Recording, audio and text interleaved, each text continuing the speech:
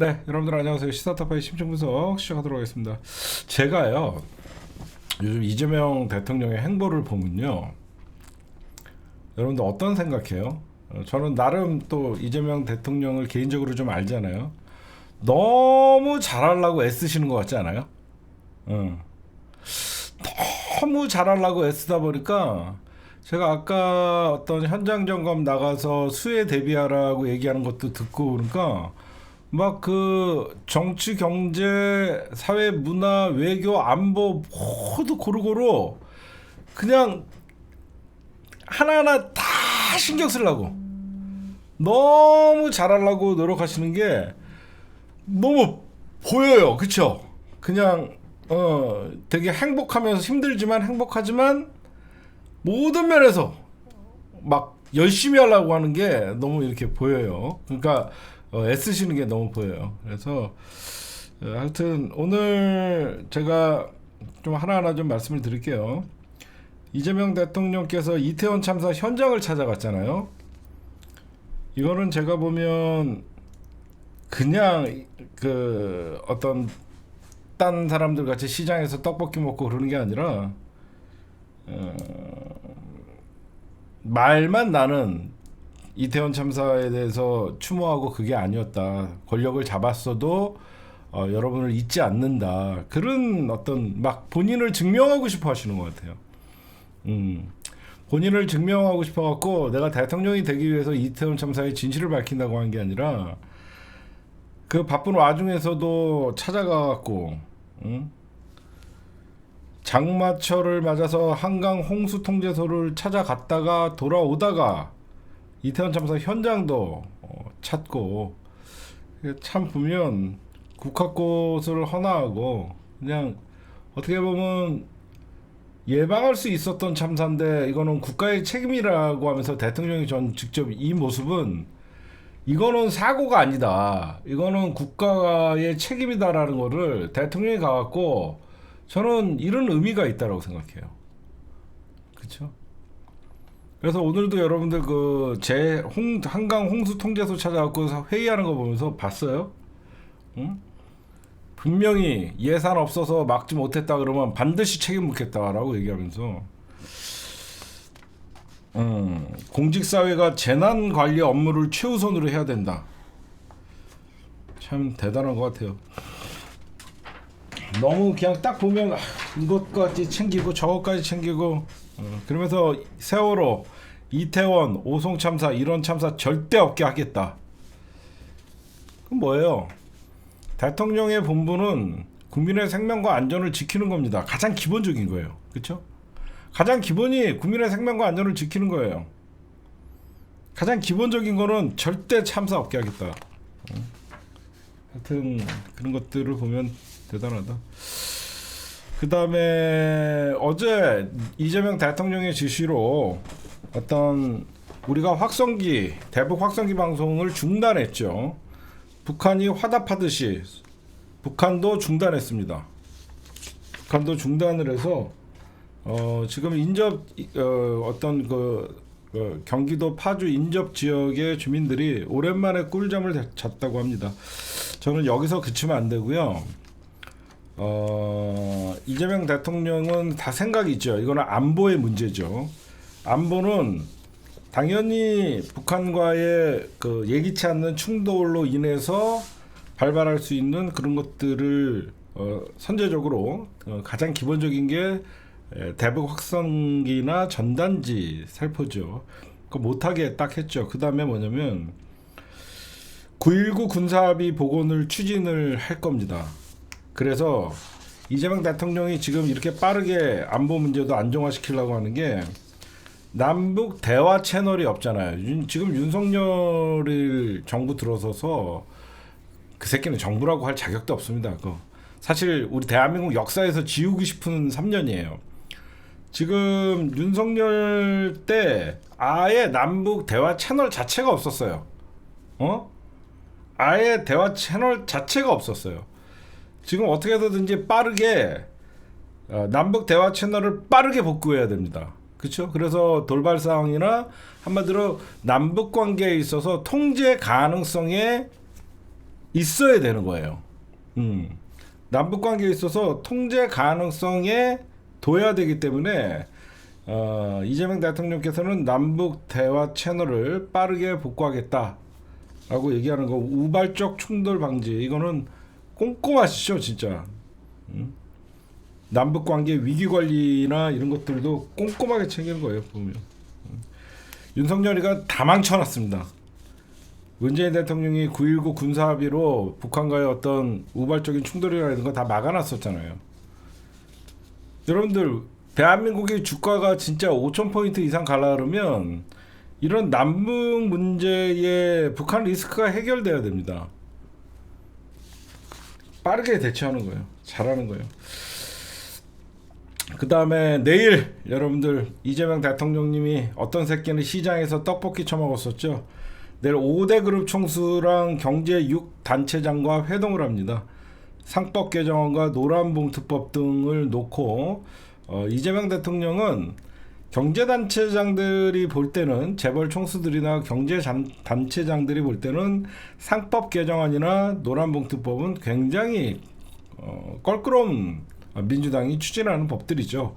저는 내일 이재명 대통령이 어떻게 이런 문제들을 쉽게 풀어나가는지, 저는 그런 걸 좀 봐야 될 것 같아요. 그렇죠? 이재명 대통령이 이런 것들은 예전에 그 노점상들이랑 대화할 때도 대박이었잖아. 내일도 한번 기대해 봅니다. 결국은 내일 5대 그룹 총수랑 경제 6단체장들과 회동하는 것은요, 저런 의미가 있습니다. 이거는 G7에 누가 같이 갈 것인가, 그런 게 좀 나오는 것 같아요.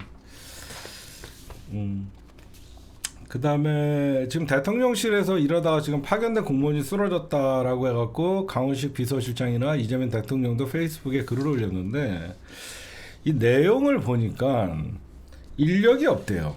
왜 인력이 없나 생각을 했더니 정진석이가 대통령 선거 다음날 파견된 공무원들을 전부 철수시켰잖아요. 그래서 이재명 대통령이 바로 전부 복귀시켰잖아요. 그래갖고 인수인계가 끝난 공무원들은 다시 다 돌아갔대요. 그래서 지금 실질적으로 비서관들이나 임명된 행정관 몇 명들만, 비서관들급이랑 행정관들끼리, 비서관들이 지금 복수하고 막 그러고 있다 보니까 계속 이재명 대통령은 하루하루가 대통령 임무를 하다 보니까 일이 늘어나잖아. 계속. 그쵸? 없었던 외교 어떤 G7 가야 되죠. 그럼 그쪽에서 준비해야 돼. 계속 일은 하루가 다르게 산더미처럼 불어나는데 인력들이 안 돼서 지금 충원을 다시 해야 된다라고 지금 얘기들이 하고 있고, 지금 해당 쓰러진 직원은요, 인사검증 업무를 담당해 왔던 분인데, 이분이 시간도 없고 인력도 없다 보니까 이렇게 무리하게 일을 하다가 과로로 국세청 공무원이래요. 국세청 공무원. 파견된 국세청 공무원이었는데, 더 저 정진석이나 저 새끼들이 지금 혼나야 되는 게 뭐냐면, 기존에 있던 여러분들 대통령실 직책들이 있잖아요. 뭐 과장, 국장 이런 면직도 하지 않았대요. 그러니까 자르지도 않고 그냥 철수시킨 거야. 그래서 어떤 사람이 지금 이 직을 유지하고 있는지 그것도 지금 파악이 안 돼 있는 거예요. 이 나쁜 놈들이. 그렇죠? 그러니까 누가 여기서 근무하던 사람이, 이 사람이 며칠자로 면직이 됐나 이런 것도 알아야 되는데, 그런 것도 아예 판단이 안 돼 갖고 임명조차 지금 못 하고, 그래서 그런 것도 더 정리를 해야 된다. 그렇게 지금 얘기들이 나오고 있습니다. 그다음에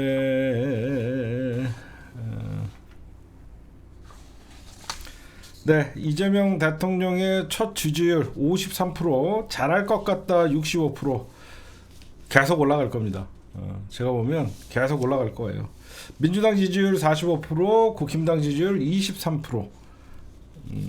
중요한 거는 현재 지지율보다 잘할 것 같다라는 기대감이 더 높다는 거예요. 이건 무슨 말이냐면, 이재명 대통령이 여러분들 딱 취임해서 53%는 이재명 대통령이 당선됐던 49%보다 한 4% 정도 더 올라간 추세죠. 근데 대통령 선거가 딱 끝나자마자는요, 상대방 측, 즉 김문수를 찍었던 사람들은 사실상 이재명 잘못되라고 하면서 저주를 퍼붓고 있는 기간이고, 지금 기대감, 잘할 것 같다라는 기대감은 중도층의 표가 포함된 걸로 봐야 돼요. 그래서 65% 국민들 중에 절반 이상 65%는 잘할 것 같다라고 하고, 잘 못할 것 같다는 24%밖에 안 된다는 거는 뭐냐면, 여러분들 여기서 보시면 알겠죠. 국힘당 지지자들, 국힘당 지지율이 제가 방금 23%라 그랬죠. 국힘당 지지자들 나머지 나머지 극우들 23%는 이재명 정부 지금 저주 퍼붓고 있는 게 24%고, 3대 특검법 처리는 찬성이 64%, 반대가 25%, 비슷하게 나오죠. 국힘당 지지율이랑 저거 반대 찬성 이런 것들이 좀 비슷하게 나오고 있죠. 이렇게 여러분들이 보시면 될 것 같습니다.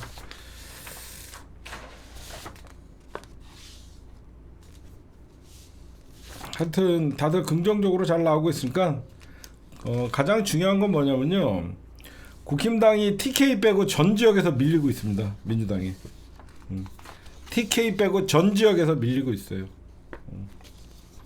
아마 시간이 지나면 더 벌어질 거라고 저는 생각을 합니다, 여러분들. 그 다음에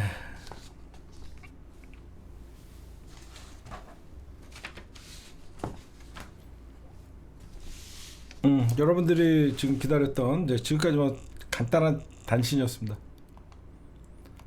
네, 드디어 민주당 추천 특검 3인, 그 다음에 조국혁신당 특검 3인이 발표가 됐죠. 네, 이렇게 됐습니다.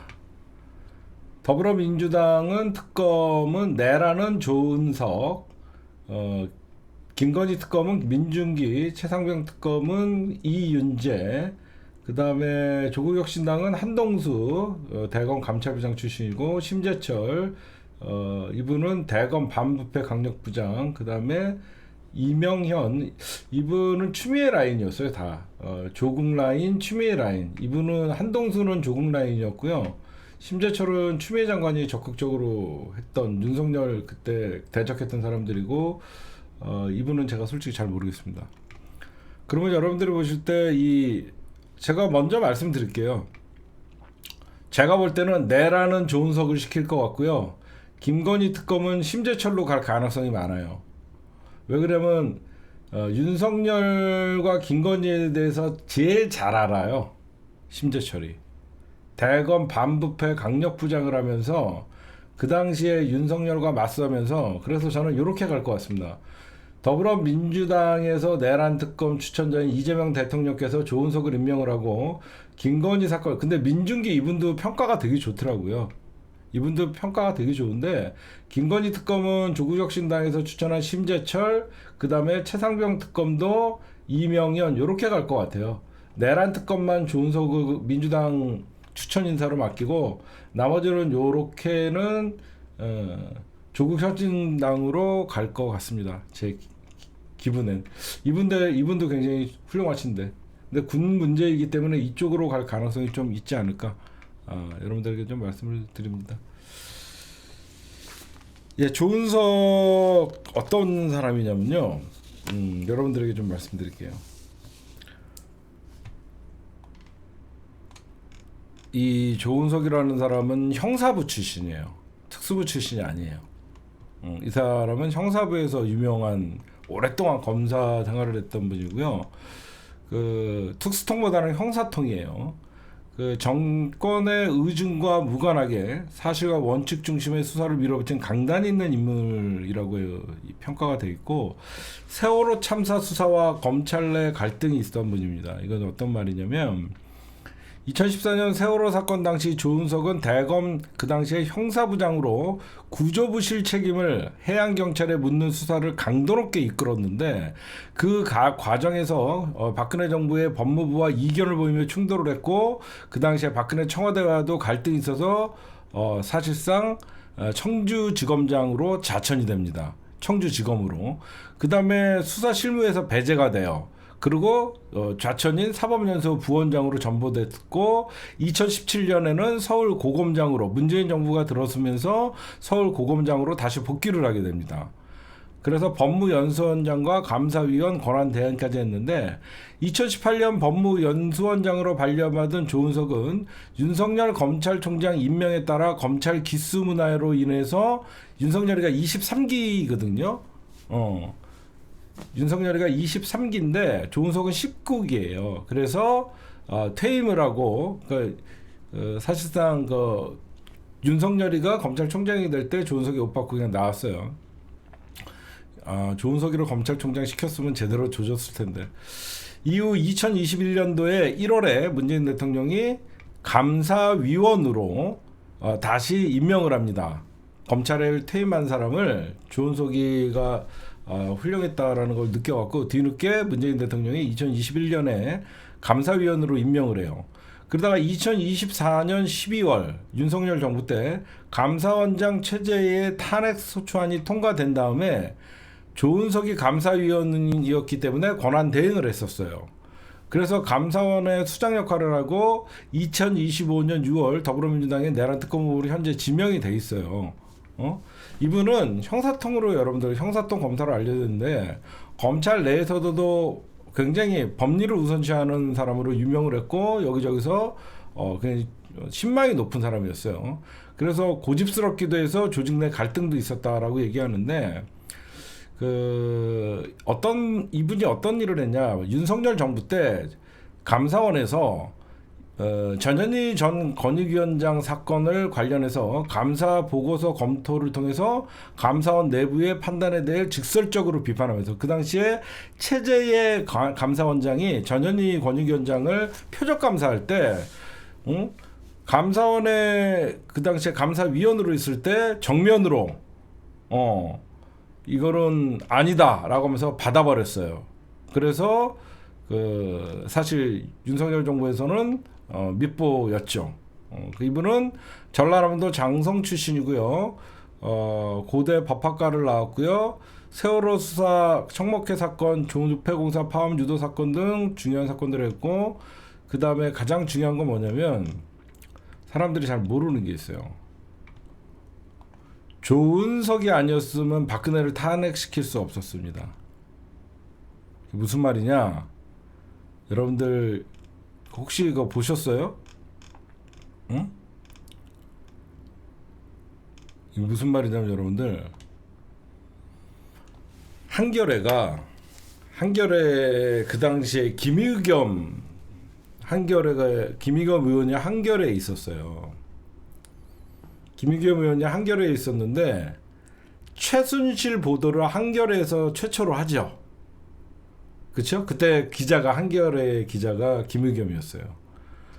그때 최순실 보도를 그 당시에 처음에 조선일보에 누가 있었냐면 뉴스버스에 이진동 기자가 있었어요. 잘 들어보셔요.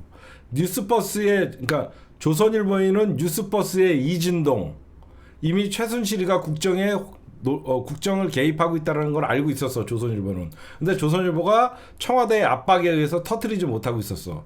그래서 한겨레가 거의 한 40일간 최순실에 대해서 수사를 하는데 중간에 막혀. 최순실이가 뭔가 있는데 이걸 알 수가 없어. 그때 조은석 검사가 김의겸 의원에게 이런 얘기를 해요. 미르재단을 파봐라.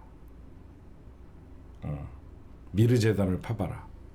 재벌들을 모아서 저 미르재단이 이상한 자금을 모으고 있다. 그때 그래서 김의겸 의원이 조은석 검사의 얘기를 듣고 최순실 국정농단을 대서특필을 하면서 그 다음에 JTBC가 붙고 태블릿PC가 터지고 조선일보가 뒤늦게 의상실 갔던 영상을 까게 되고 그게 박근혜 탄핵 촛불로 이어졌던 거예요. 그때. 그러면서 중간중간 수사가 취재가 막힐 때마다 조은석 검사가 조언을 해주고. 그래서 이분 성향 자체가 이 수구 매국 세력들과 안 맞는 분이었어요.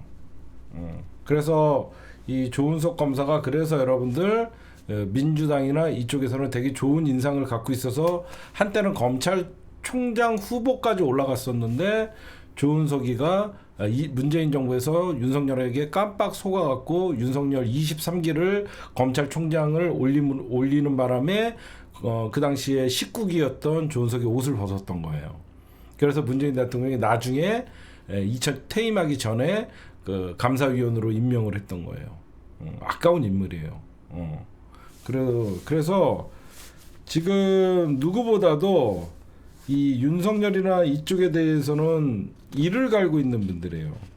아마 검찰 안에서도 조은석 하면 치를 떨고 이런 사람이래요. 그래서 제가 보면 이재명 대통령께서 내란 사건은 조은석에게 맡기지 않을까 라는 저는 생각을 하고, 그 다음에 김건희 사건은 심재철, 그 다음에 최상병 사건은, 그러니까 내란 사건 빼고는 다 조국혁신당이 임명하신 분들을 하든지, 아니면 제가 볼 때는 이렇게 될 것 같아요. 내란 사건은 조은석, 김건희 사건 이분도 되게 훌륭한데 심재철한테 맡길 가능성이 있어요. 왜냐면 조국혁신당에 추천위원을 안 쓸 수가 없는데 마침 윤석열이가 있을 때 심재철이 강하게, 이 심재철은 누군지 알죠?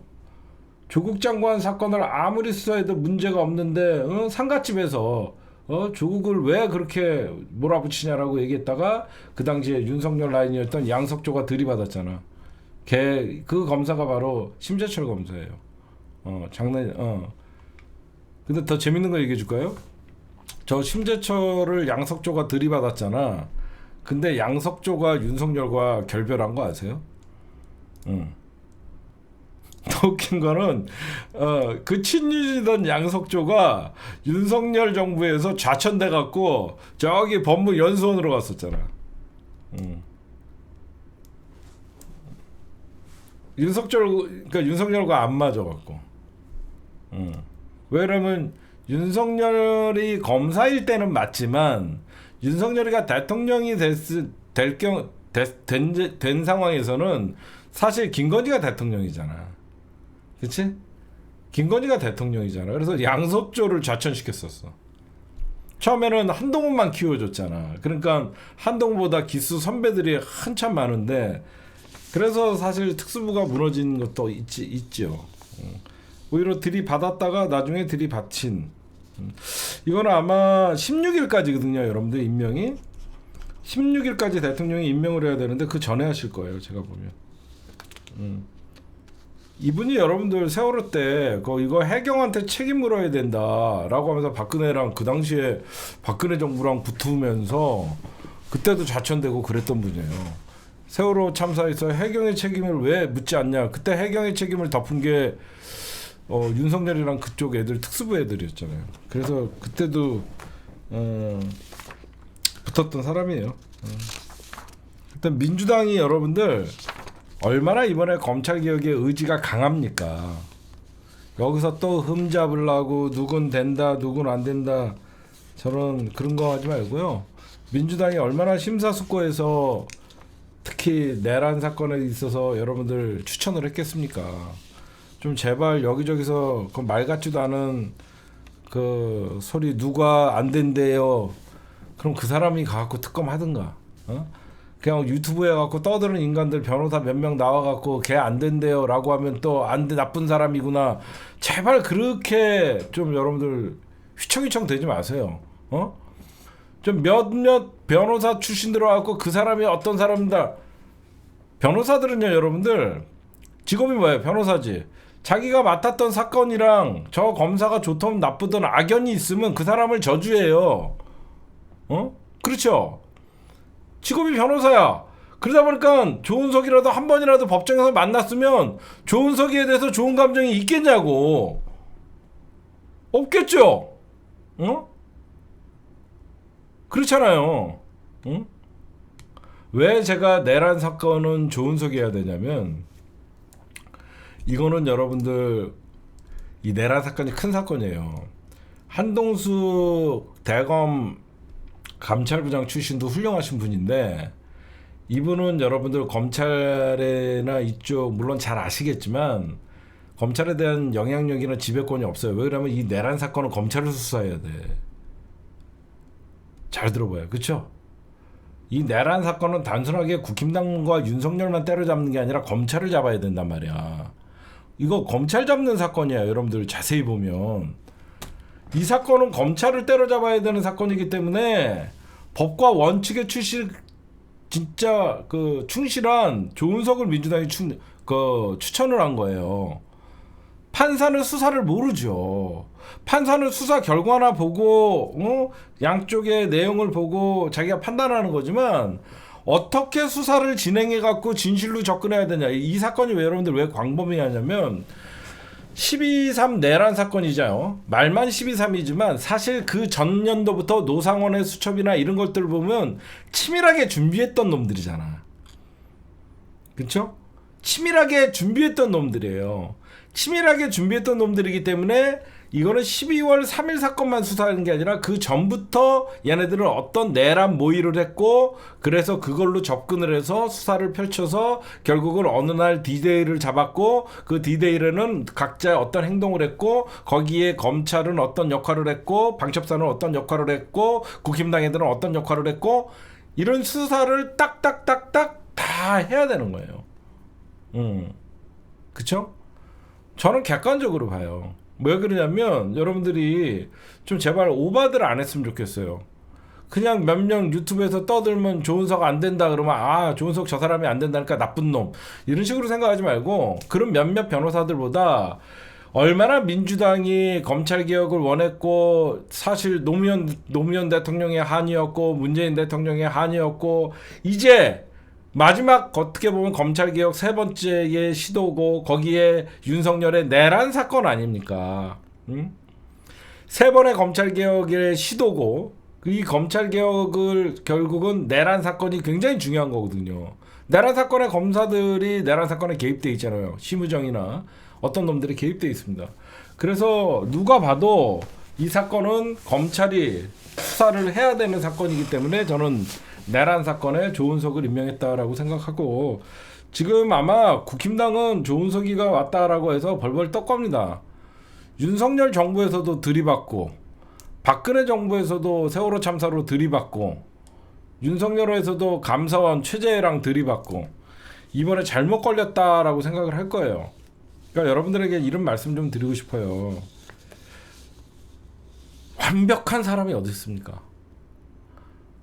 이재명 대통령이 오광수 임명했다고 그렇게 난리쳐서 남는 게 뭐가 있어요? 응? 시작하는 정부의 민정수석 좀 한번 지켜볼 수도 있는 거고 그러다가 윤석열한테 당했어요. 윤석열 때랑은 다르잖아요.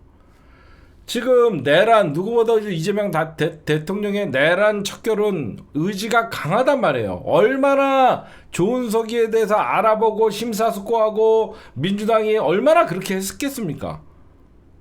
응? 안 그래요? 믿을만 하니까 가장 중요한 사건 내란 사건에 조은석을 임명한 거예요. 응? 이민정이 뭐라 그러든 그냥 여러분들 저도 그래요. 남들은 이 사람 다 좋다고 하는데 내가 느꼈어 이 사람 별로야. 그러면 나는 어디 가갖고 에이 내가 봤더니 그 사람 별로야. 그러면 여러분들이 내 말 듣고 그 사람 별로라고 생각할 거예요? 아니죠. 그렇죠? 응?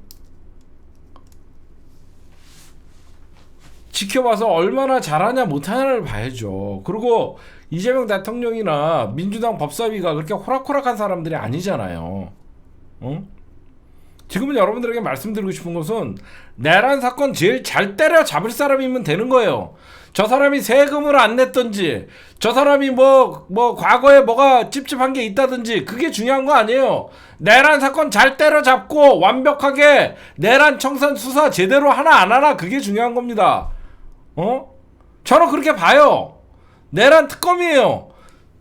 본인은 내란 사건에 대한 특검을 맡았으면 그 특검이 과연 진실이 무엇이고 언제부터 계획을 했고 내란 사건의 면모를 진실을 드러나게 세상에 알리면 되는 겁니다.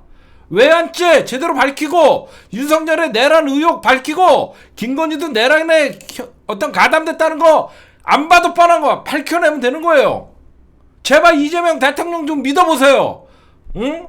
언제까지 일개 유튜버들이 떠들고 여러분들이 좋아하는 셀럽들이 떠들면 이재명 바보고 만들고 임명자 인사권 침해하고 그게 옳은 지지자들입니까? 어? 안 그래요? 아니 그냥 몇몇이 떠들면 민주당 뜯어 그냥 그게 민주당 공격하고 그게 이재명 정부 위하는 거예요? 저 사람이 내란 수사를 잘할지 못할지 그냥 자기네들이 생각하는 조은석의 나쁜 점만 얘기하고 좋은 감정 있는 사람들은 김의겸 전 의원 같은 경우에는 조은석이 해야 된다고 얘기하고 어떤 사람은 조은석 안 된다라고 얘기하고 이런 얘기를 못 들었을 것 같아요. 이재명 대통령이나 민주당에서. 그럼에도 불구하고 조은석이면 잘할 것 같으니까 시킨 거잖아요. 응? 안 그래요? 이종원 총수님 좀 더 노력하시는 게 좋을 것 같네요. 세는 게 아휴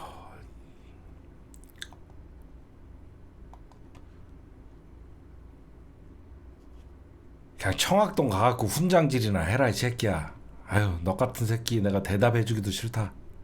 내가 진짜 웬만하면 그냥 넘어가려 그랬는데 그냥 청학동 가갖고 감내라 배나라 훈장질이나 해라 이 정신 얼빠진 새끼야. 응? 네 주제 파악이나 해라 이 새끼야. 아유. 그래서 제가 말씀드리고 싶은 것은 이 내란 사건은 검사가 해야 돼요. 어? 내란 사건은 검사가 해야 돼서 민주당이 얼마나 여러분들 신중을 여러분들 했겠습니까? 응? 좀 제발 적당히 흔들고 응? 저러면 특검 망하라는 거예요? 시작부터? 응? 저는 조은석 기대합니다. 여러분들 김의겸 의원님 쓴 글 한번 여러분들 한번 찾아보세요.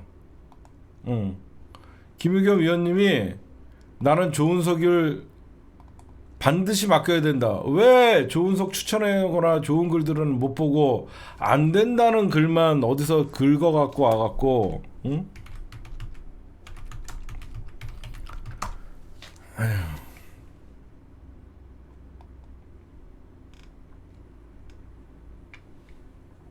요거 한번 보세요. 귀찮아도 한번 보고 갑시다. 이제서야 말한다. 조은석 검사였다. 이거 김의겸 의원이 페이스북에 쓴 거예요. 3대 특검법에 특검 후보 의원이 추려졌다고 한다. 10명이 넘다. 그 가운데 조은석 전 감사위원의 이름도 나온다. 조은석은 꼭 특검이 되었으면 하는 마음으로 오래전 일을 하나 공개한다. 박근혜 탄핵을 이끌어낸 최순실 국정농단 사건의 취재 과정에서 당시 검사 조은석이 한 역할이다. 한마디로 조은석은 없었다면 박근혜 탄핵도 없었을 것이다. 그 시작은 TV조선의 이진동 부장, 현재 뉴스포트 대표이었다. 이진동은 일찌감치 최순실의 실체를 파악하고 차곡차곡 취재를 해나갔다. 최순실의 의상실 CCTV 하지만 법적인 문제가 걱정되고 있었다. 그래서 평소 친분이 있던 검사 조은석에게 상의를 했다. 자연스럽게도 조은석은 최순실 사건에 대해 알게 됐다. 하지만 TV조선에서는 최순실 채자도 꺼내지 못한 채 막아버렸다. 청와대에서 막 이렇게 됐다. 이때 마침 한겨레 기자 김의겸이 조은석과 통화를 하게 됐다. 2016년 8월 19일이었다. 조은석은 이때 결정적인 내용을 김의겸에게 귀뜸해 주었다. 재벌들 팔을 비틀어 미르재단 K스포츠 재단을 만든 것은 청와대다. 그리고 그 배후에는 최순실이 있다. 그의 청기 누설에 화들짝 놀란 한겨레는 바로 특별 취재팀을 꾸려 취재에 나섰다. 그 과정에서 조은석이 말없이 뒤에서 조언을 해줬다.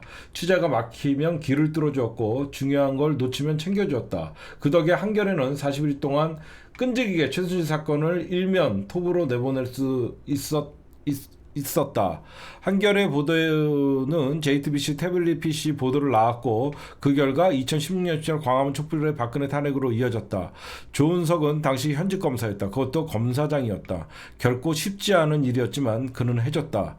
그가 없었더라면 최순실 사건에 어떻게 흘러갈지 알 수가 없었다. 미국에 빠졌을지도 모른다. 윤석열 정부에서도 그런 검사 하나쯤 나오지 않을까 기대를 해봤는데 어림도 없었다. 조은석의 가치가 남달라 보이는 이유다. 그 뒤 조은석은 감사원 감사위원회에 일하게 됐는데 그곳에서도 그의 가치는 여지없이 드러났다.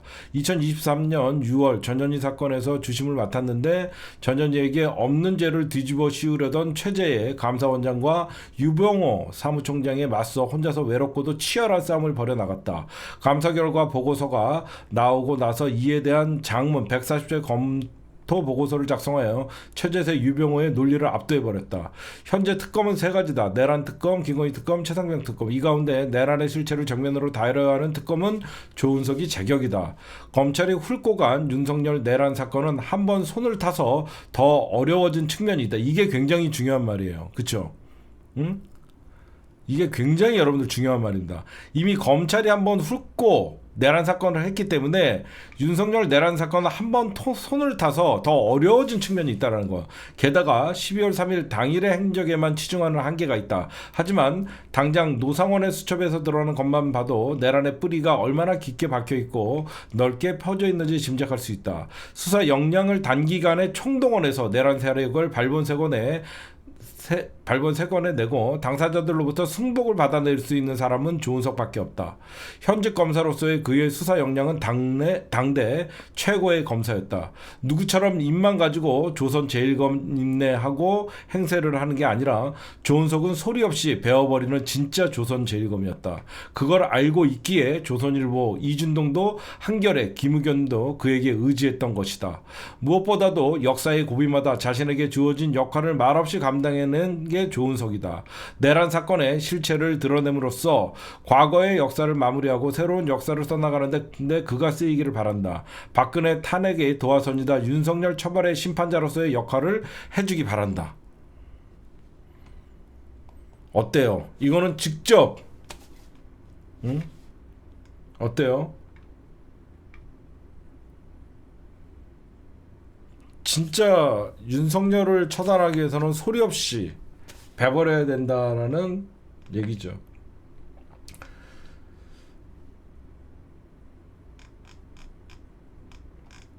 지금 이 사진 때문에 그런 거 그것도 얘기해 줄게. 임은정, 조은석 신임 감사위원 프로테드 같은 존재.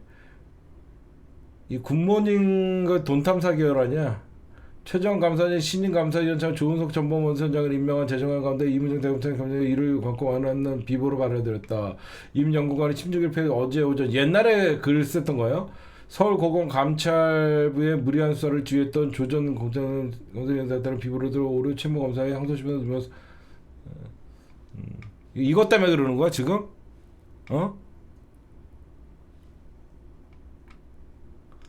이거? 모르지. 이 사진은 홍만표랑 같이 사진 찍혔는데 이거는 제가 뭐라고 해야 될지 모르겠어요. 뭐 반대하실 분들은 반대하세요. 뭐 저는 내란 사건의 뿌리채 뽑아야 된다라고 생각하고 일단은 민주당이 그만큼 고심을 했고 민주당이 고심 끝에 특검 후보를 임명을 했으니까 저는 조은석 제발 수사 잘해갖고 내란의 실체를 잘 밝혔으면 좋겠다. 민준기도 굉장히 뛰어난 사람이라고 그러고 하여튼 그리고 이분이 여러분들 윤석열 정부 때 감사원에서 관저 비리 덮었죠. 그것도 이분이 여러분들 밝혀낸 사람이에요. 끝까지 싸운 사람이에요. 관저 비리 사건도 끝까지 싸운 사람이에요. 그러니까 하여튼 이런 분이니까 이게 왜 여러분들 중요하냐면 내란 사건을 잘하면 국힘당을 날려버릴 수 있어요. 단순히 내란 사건이 김건희 빵에 보내고 윤석열 빵에 보내는 게 아니라 내란 사건을 어디까지 이거 왜 그러냐면 국회의원도 수사해야 되고요. 검사들도 수사해야 돼요. 그치? 국회의원들도 수사해야 되고 검사들도 수사할 때는 진짜 흔들림 없는 사람이 해야 됩니다. 하여튼 저는 그래서 제 생각은 이렇게 될 것 같아요. 제 생각은 이재명 대통령께서 내란은 조은석, 김건희는 심재철, 최상병은 모르겠습니다. 이거는 이윤재가 될지 근데 아무래도 더불어민주당이 집권 여당인데 2명을 임명을 하면 좀 모양새가 안 좋으니까 제 개인적으로 이재명 대통령이 정무감각이 뛰어나신 분이니까 내라는 조은석, 김건희는 심재철, 최상병도 이명현 이렇게 가지 않을까. 민주당 1명, 조국혁신당 2명으로 가지 않을까. 저는 개인적으로 그렇게 생각합니다. 근데 저는 여러분들 솔직히 그런 생각도 해요. 오광수 민정수석이나 이 조은석 특검 후보자를 민주당이 추천을 했고 이재명 대통령이 임명을 할 예정이지만 우려하는 것도 뭔지는 알아요. 워낙 윤석열에게 당하고 그 배신감이 하늘을 찌르다 보니까 여기저기서 뭐 말이 나오니까 여러분들이 우려하는 건 알겠는데 저는 이런 말씀을 좀 듣고 싶어요. 말씀드리고 싶어요. 그냥 유튜브에서 떠드는 변호사들 얘기나 유튜브에서 떠드는 셀럽들 얘기보다도 더 많은 정보를 갖고 있는 이재명 대통령과 청와대잖아요. 그분들이 얼마나 심사숙고해서 가장 지금 민족의 운명이 걸린 내란 특검, 민족의 운명이 걸린 검찰 개혁 얼마나 신중하게 생각하고 결정했겠냐. 그래서 민정수석도 얼마나 많은 고뇌 끝에 임명. 저는 그런 거를 왜 인정 안 하느냐 이거죠. 저는 그래요. 그런 우려가 있음에도 불구하고 뭐 예전에는 우리가 윤석열에게는 그 적폐청산이라는 칼자루를 잘못 쥐어주다 보니까 우리가 검찰 개혁에 역풍을 맞은 건 있지만 지금 이재명 대통령이 얼마나 그 정무 감각이나 저들에게는 다시 안 당하겠다고 여러분들 이거 보세요. 이재명 대통령을 여러분들 띄엄띄엄 오는데 이재명 대통령이 항상 이 말씀을 하세요. 내가 노무현 대통령을 보고 타산지석으로 배운 게 있다. 그는 너무 착해서 상대도 인간이겠지 하며 믿었다. 하지만 그들은 인간이 아니다. 어설픈 관용과 용서는 참국을 부른다. 이재명 대통령은 늘 이런 생각을 갖고 있어요. 그래서 그 사람이 어떤 과거에 논란이 있을지언정 내 옆에서 진짜 검찰 개혁을 해내고 특검을 제대로 완수할 수 있는 사람이면 실용주의가 그거 아닌가요? 응? 저는 여러분들이 이번만큼은 좀 이재명 언제부터 여러분들이 이렇게 예전에 뭐 이재명 하고 싶은 거 다 하고 난리를 치더니 왜 갑자기 여기저기서 저는 이런 생각을 합니다. 지지자들은 이재명 대통령이 잘하겠지 그러고 믿고 있는데 여기저기서 이재명 지지하는 척 했던 새끼들이 이제 본색이 드러나는 거죠. 제 말 맞죠 여러분들? 그쵸? 여기저기서 이재명 그 당시에는 유튜브 할 때 이재명을 지지 안 하면 살아남을 수 없으니까 이재명 지지하는 척 했다가 이제 이재명 대통령이 되니까 이제는 180도로 지네가 참 기자이니 참 검증이니 하면서 이제 본인들의 그 본성을 드러내는 것이다라고 저는 생각해요. 아니 니들보다 이재명 대통령이 그리고 용산 지금 대통령실이 정보가 없겠냐? 뭘 속았니? 난리를 치고 브루스를 안 그래요? 그렇잖아요 여러분들. 이재명 대통령이 바보예요? 정보가 없어요? 얼마나 신중에 신중을 걷어갖고 임명을 했겠냐고요. 그럼 좀 지켜보면 되잖아요. 응? 얼마나 난리를 치고 왜 이제는 이재명 인사도 우리가 난리쳐서 취소했다. 왜 이재명 우리가 이재명 인사권을 이기고 싶어? 그러고 싶어? 응? 그치. 지네가 옳았다 그래놓고 응? 이재명 대통령 이겨먹으려고. 진짜 지지자는 그렇게 하지 안 합니다. 혹시나 실수를 해도 이재명을 지키려고 합니다. 실수도 안 하고 임명 자체만으로 이재명 물어뜯고 지지 처리한다. 이재명도 글렀다. 진짜 지지자들은 위기 때 더 감싸주는 거예요. 같이 싸워주는 거고. 응?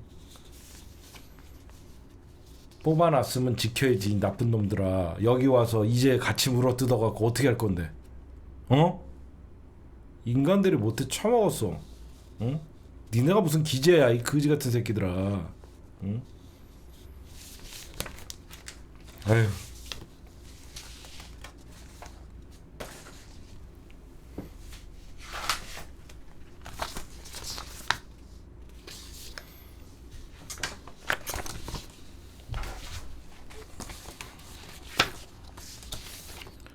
네, 여러분들 원래 여러분들 민주당이 정권을 잡거나 그러면요 기자병들이 돌아요.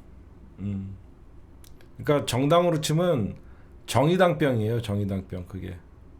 그래서 제가 어디 가서 기자라는 얘기를 안 하고 PD라고 얘기하잖아요. 그 이유는 저는 걔네들이 얘기하는 기자의 자격이 안 돼요. 저는 민주당의 저 왜 민주당의 나쁜 소식 모르겠습니까? 저는 민주당의 나쁜 소식이면 저는 보도 안 합니다. 난 진영주의자니까.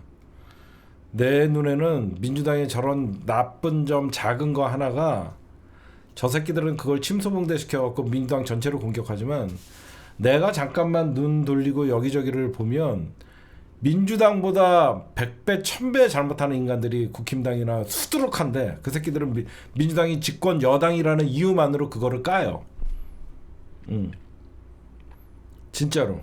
그렇죠? 그게 뭐 기자는 진실을 마주해야 된다. 잣가는 살이 달라가서 해.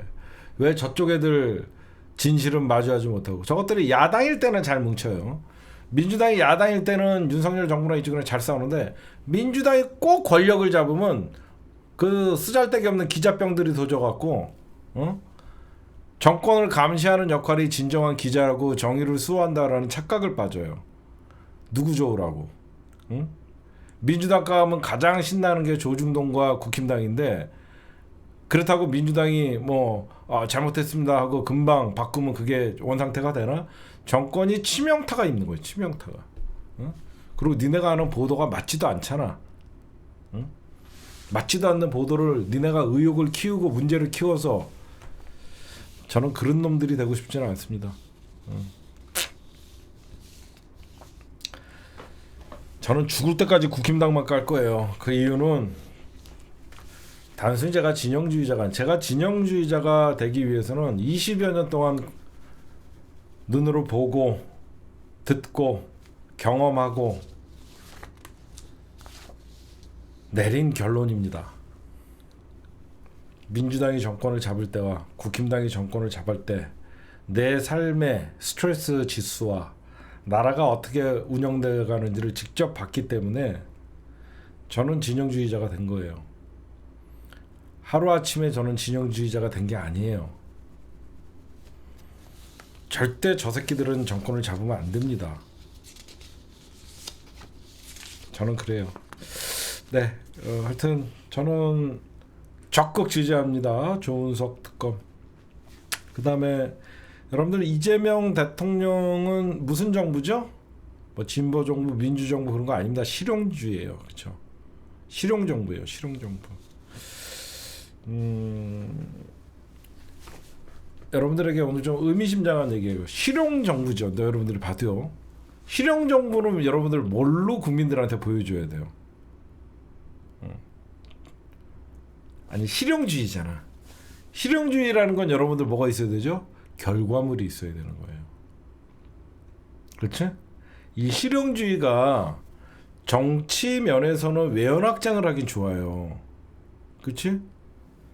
실용주의가 중도 확장에 이런 거는 굉장히 좋지만 실용주의의 이면에는 반드시 성과가 나와야 되는 거예요. 야, 너 실용주의라며. 성과물이 뭐가 있어?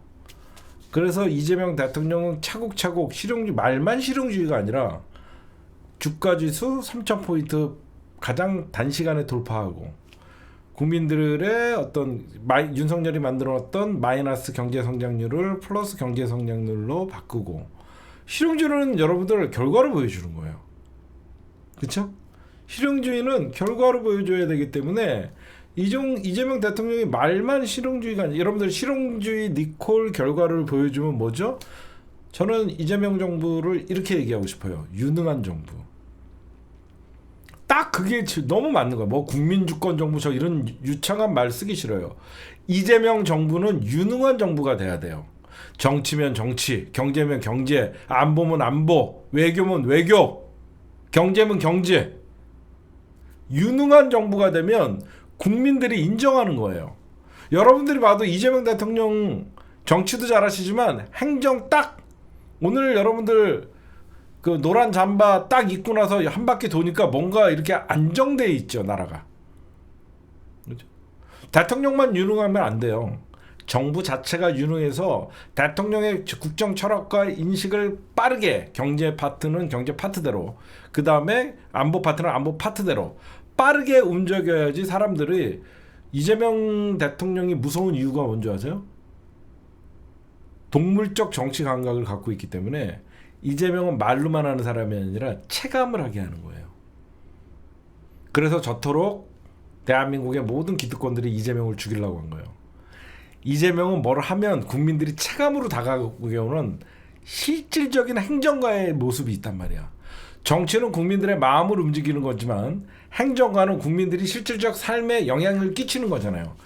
유능한 정치가와 유능한 행정가가 합쳐져 버리니까 바로바로 국민들에게 체감하는 거예요. 그럼 어떻게 돼요? 미워할 수 없는 거예요.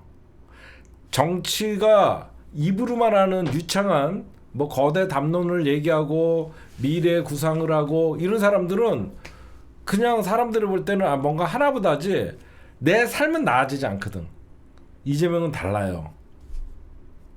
바로 대북 확성기 바로 꺼라 했더니 인접 주민들, 휴전선 인접 주민들은 벌써 꿀잠을 자잖아요. 바로 주가 조작 저기 뭐 3대가 망하게 하겠다, 하여튼 엄벌에 처하겠다 딱 하니까 어때요? 주식 폭등하죠. 체감하는 거야. 지금 주식 투자자들은 체감하는 거야. 야, 정권 하나 바뀌었을 뿐인데 이렇게 시장의 분위기나 이런 어떤 기대 심리가 올라가는구나. 제가 여러분들이나 나나 이재명 정부는 유능한 정부예요. 저는 거창하게 무슨 국민 주권 정부 이런 거 얘기하지 맙시다. 무슨 실용주의가 국민 주권 정부 이런 거 얘기합니까? 저는 안 맞다고 생각해요. 그거는 이재명 대통령의 민주당이나 민주진영에게 보내는 메시지예요. 국민 주권 정부. 저는 그렇게 생각하지 않아요. 그냥 이재명 정부는 유능한 정부가 되라. 그 유능한 정부가 되면 국민들이 평가한다. 본인은 결과물을 만들어내면 그 평가는 국민들이 하는 것이다. 그러면 그 유능한 정부에게 한 번 더 힘을 실어주는 것이다. 그렇죠? 저는 여러분들 우려하는 것도 좀 얘기할게요. 제가 이재명 대통령의 빠른 어떤 저런 개혁의 의지나 막 이런 것들을 보면서 제가 우려하는 건 뭐가 있냐면 이게 풍요 속의 빈곤이 될 수 있어요. 제가 좀 이런 얘기하면 여러분들 어떻게 들을지 모르지만 막 주가 주식 막 이재명 대통령이 3,000포인트 넘고 여기저기서 자영업자 지원해주고 힘들었던 자영업자 부채 탕감해주고 그러면 막 경제 살아납니다. 우리나라는 수출 주도의 성장을 하지만 수출이 못 따라갈 때는 내수가 뒷받침해줘야지 기업들도 살아나는 거예요. 왜 우리나라가 IMF 때보다 힘들다는 얘기가 나오냐면 수출이 미국의 도란프 때문에 관세나 이런 장벽에 막혀갖고 주춤을 할 때 내수가 받쳐주면서 그 경제가 유지가 돼야 되는데 우리는 수출도 장벽이 막혔고 내수도 지금 거의 풀어준이에요. 얼어버렸어요. 그러면 경제가 아예 돌아갈지가 않죠. 근데 이재명 대통령이 도란프 만나갖고 관세나 이런 무역 문제나 방위부나 외교 문제나 안보 문제나 사실 미국이 가장 걸림돌이죠. 그걸 제대로 풀어내고 국내에서는 소상공인 저는 여러분들 자영업자 부채 탕감해줘야 된다고 생각해요. 자영업자를 왜 부채 탕감을 해줘야 된다라고 저는 분명하게 얘기하냐면 이거는 모럴 해저드니 도덕적 해이니 여러분들 이렇게 얘기할 게 아니에요. 지금의 자영업자들이 가장 어려워진 거는 사실 코비드19예요. 코비드19라는 사실상 팬데믹 현상이 벌어지면서 그 코비드19의 피해자가 자영업자예요. 그렇죠? 자영업자들은 피해자였고 그 자영업을 시작했던 사람들이 그 어떤 전 세계를 강타했던 이 팬데믹 현상에 의해서 제대로 된 어떤 영업을 못한 거예요. 그런 자영업자가 빚을 졌다라 그래갖고 국가가 그 부채를 탕감을 해주지 않거나 이러면 저는 국가의 역할이 없다라고 생각합니다. 그렇잖아요. 자영업자들이 직격탄을 입었으니까. 저는 이재명 대통령은 분명히 예전부터 했어요. 성남시장 시절부터 배드뱅크라고 만들어갖고 부실채권을 성남시가 사서 그 당시에 재인경원이랑 주빌리은행에서 그걸 소각하는 일을 했었어요. 이재명은 분명히 해본 사람이에요. 이재명 대통령은 자영업자들이 다시 재활을 하기 위해서는 지금 국가나 중소기업이나 나라 자금을 빌려갖고 창업을 했던 분들 사실 폐업도 못하고 폐업을 하는 순간 그거를 일시 상환을 해야 되거든요.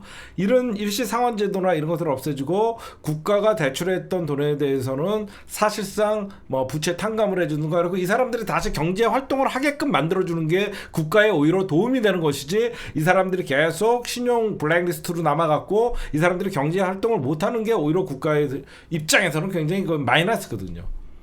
제가 왜 이런 말씀을 드리냐면요, 왜 풍요 속의 분공이라고 하냐면, 제가 방금 말씀드렸던 코로나 바이러스 19 때 창업을 해서 거의 2년 이상 자영업자들의 죽음이었고, 윤석열 정부 들어오고 그 고통이 연장이 됐어요. 거의 5년째 자영업의 무덤입니다. 이분들을 구제하지 않으면 아무리 주식시장 3,000포인트, 4,000포인트, 5,000포인트 날아가도요, 핑호송의 빈곤이에요. 그게 무슨 말이냐? 남 얘기가 되는 겁니다. 남 얘기가 되는 거예요. 주식시장 3,000포인트 올라갔다 그래갖고 사람들이 상대적 박탈감을 느끼는 거예요. 이 사람들은 나는 아직도 빚에 허덕이고 있고 코로나 때 잘못 창업을 해갖고 다시 사회의 정상적인 경제활동을 못하는데, 대통령이 이런 사람들을 외면하고 주식시장 활동, 이거 있는 사람들만 돈을 주는 거 아니냐라는 또 상대적 박탈감이 벌어지고, 사실상 소득의 재분배 효과보다는 소득의 양극화 현상이 벌어질 수가 있어요. 제가 그래서 얘기하는 거예요. 이재명 대통령은 아실 거예요. 주식의 활성화 3,000포인트, 5,000포인트도 중요하지만 그 소득으로 인해서 나머지 대한민국에 소외되어 있는 사람들의 소득의 재분배를 어떻게 할 것인가. 그게 원래 이재명이 주장했던 기본소득이거든요. 그거를 분명히 하실 거예요. 그래서 제가 걱정하는 것은 이재명 대통령이 어떤 증시효과, 경기 부양 다 좋은데, 지금 소외되어 있는 100만, 200만의 폐업에 한 자영업자들을 살려야만 이 사람들을 다시 정상적인 경제활동 인구로 편성시켜야지 내수가 더 활성화된다. 그러기 위해서는 여러 가지 배드뱅크 문제나 부채 탕감, 뭐 모럴 해저르니 뭐 이런 뭐 포퓰리즘이니 이런 거 구애하지 말고 이재명 대통령을 할 수 있다, 이런 말씀을 좀 드릴 수 있고요. 그 다음에 저런 게 있어요. 지금 노인들의 불만이 뭔가 봤더니, 지금 25만 원 뭐 보편적으로 거의 나눠줄, 보편적으로 지급할 것 같습니다. 뭐 민생지원금이라고 얘기를 합니다. 자, 나라에서는 민생지원금이라고 얘기하겠죠. 저는 뭐 내란 회복지원금이라고 얘기하고 싶어요. 내란 때문에 받은 상처에 내란 회복 위로금 뭐 이렇게 저는 해주고 싶어요. 국민들이 겪었던. 근데 이거는 좀 정치적인 색깔이 담기니까 민생 지원금이 맞겠죠. 저는 이게 한시적으로 한 번에 그치면 안 돼요. 정부가 돈을 풀려면 제대로 풀어야 돼요. 그게 무슨 말이냐면요, 이것도 보편적이냐 선별적이냐 이거 갖고 싸우는데, 노인들 기초연금 있죠. 기초연금 저는 이거를 차등을 두고 있거든요. 지금 뭐 잘 사는 부자 할머니들한테 왜 돈을 주냐, 이거 반드시 안 바꾸면 민주당 노인들 표 못 갖고 옵니다. 이게 제가 표를 갖고 오라는 게 아니라, 노인들은요, 집 한 채 있다 그래갖고 기초연금 누구는 25만 원 받는데 자기는 10만 원 받으면요, 마음 상해서 안 찍어요. 그리고 노인들은요, 기본적으로 돈이 있어도 안 써요. 응? 저는 생각할 때 노인들 기초노령연금은 나이가 되면 다 지급할 수 있는, 그렇게 저는 돼야 되지, 누구는 집 있고 그래서 안 주고, 저는 그거는 우리나라가 좀 바꿔야 된다고 생각합니다. 노인연금마저도 있는 사람 없는 사람 왜 자꾸 가난을 증명하게 만드냐 이거예요. 나는 가난하니까 25만 원 주대. 왜 국민들에게 그런 걸 하냐 이거죠. 그렇죠? 여러분들 이해가시죠? 제가 선별적 복지를 가장 싫어하는 게, 가난을 국민이 증명을 해야 돼요. 저는 학교에서도 아이들 무상급식 반대하던 오세훈이가 진짜 나쁜 놈이라고 제가 얘기했던 게, 아이들이 가난을 증명을 해야 돼요. 그건 정말 인간의 존엄성을 침해하는 일이거든요. 그래서 노령연금도 저는 일괄적으로 뭐 70세 이상 뭐 하면 그대로 국가 왜 그동안 그 사람들이 돈이 있던 사람들도 그 사람들은 그동안 세금 일반 사람들보다 많이 냈잖아. 그러면 25만 원 받을 자격이 있지. 집 한 채 있다 그래갖고 누군 25만 원 주고 10만 원 주면 그거 아무것도 아니지만 그 사람들이 평생 낸 세금이 있을 거 아니야. 저는 그거에 대해서는 반대고 그 다음에 외교에 있어서 저는 제 의견을 좀 말씀드릴게요. G7 즉 세계에서 제일 잘 사는 1970년대에 만들어졌던 이 G7인데 말이 그거예요. 그냥 세계에서 잘 사는 7개의 국가였어요. 그 당시만 해도. 결국 경제 회담입니다. G7은. 그러니까 우리나라가 이제 미국과 이제 곧 그 G7에서 도란프랑 정상회담을 하던가 여기저기 아마 회담이 잡히겠죠, 여러분들. 이재명 정부는 좀 다를 거예요. 뭐가 다르냐? 윤석열 정부가 경제 폭망했던 이유는 미중만 의식해서 그래요. 이게 무슨 말이냐면 윤석열은 외교의 외자도 모르죠. 그냥 무능한 새끼들과 외교를 하다 보니까 대한민국 경제가 미국이냐 중국이냐 선택의 기로에서 윤석열은 그냥 미국을 선택한 거예요. 그렇죠? 그래서 반중이 돼버린 것이죠. 아니죠. 이재명 같은 행정가, 이재명 같은 정치 감각이 탁월한 사람은 미국과 중국은 이 상태로 놓는 거예요. 제3세계를 개척을 해요. 브라질이나 아니면 그 유럽이나 이런 쪽에 교역을 확대하고 아시아, 아프리카로 교역을 확대해 나가면 점점 미중 갈등에서 우리나라가 비중을 점점 좀 줄여 나가면서 브라질의 룰라 대통령이나 인구 많은 인도의 어떤 정책 이런 식으로 외교에 다변화를 하고 경제에 다변화를 하고 수출에 다변화를 해야 되는 거예요. 그렇죠? 우리가 자꾸 우리 국민들이 미국이나 중국 아니면 우리는 먹고 살지 못한다는 잘못된 생각을 갖고 있어요. 그런 게 아니에요. 오히려 미국과 중국과 대등하게 양국 정상회담을 하고 외교 협상을 하고 경제 협상을 하고 안보 협상을 하려고 그러면 오히려 대한민국이 미국과 중국에 대한 의존도를 낮추고 오히려 더 많은 시장을 개척하고 그래서 유럽, 아시아, 아프리카, 그 다음에 브라질 이런 쪽으로 뻗어나가야죠. 그렇죠?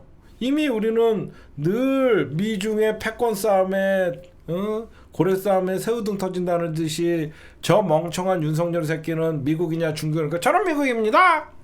비용시 같은 그런 선택을 하니까 그 많던 중국 관광객들이 대한민국 안 오잖아요.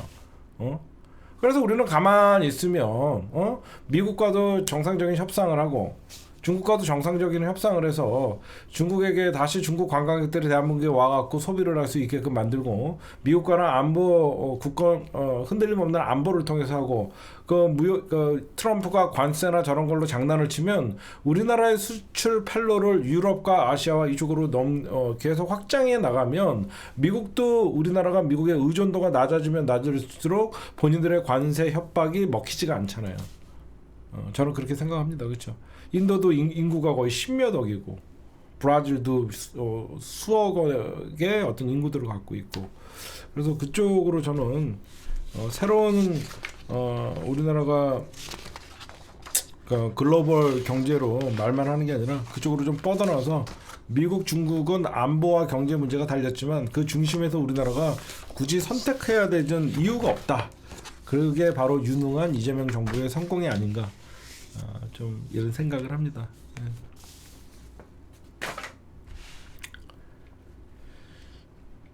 네, 오늘의 1부였습니다.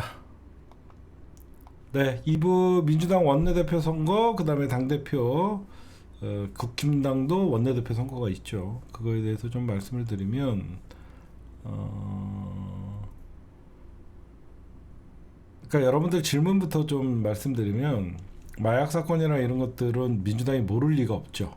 근데 이제 일주일 됐어요. 이재명 대통령 취임해갖고 취임선서 얘기한 한지 이제 일주일 지났는데 좀 우선순위가 있죠, 여러분들. 이제 일주일 돼서 지금은 가장 내란 종식이 빨리 해야 되니까 특검 3개가 출범되고 여기저기서 이제 민주당이 민정 또는 민주당 그러니까 용산에서 민정수석뿐만 아니라 여러 가지 이제 다들 들여다 보겠죠. 여러 가지 사건들. 그럼 그 다음에 이제 추가적으로 특검이 나오거나 계속 그러겠죠, 여러분들. 그렇기 때문에 먼저 이제 일주일 됐기 때문에 여러분들의 요구가 불법 본물처럼 막 터질 수밖에 없어요. 시민사회 세력, 그 다음에 여기저기. 제가 그것도 하나 말씀드리고 싶어요. 검찰 개혁도 중요하지만 경찰 내부에 윤석열 라인 새끼들이 많아요. 응? 그 새끼들도 골라내야 돼요. 제가 아는 놈들만 해도 몇 명 있는데 저쪽에서 정광훈 세력들이나 안정권 세력, 김상진 이런 애들이 저쪽 수고 애들이 고소하면 빠르게 수사하는 경찰 놈들, 이 경찰 새끼들도 여기서 골라내야 되거든요. 응?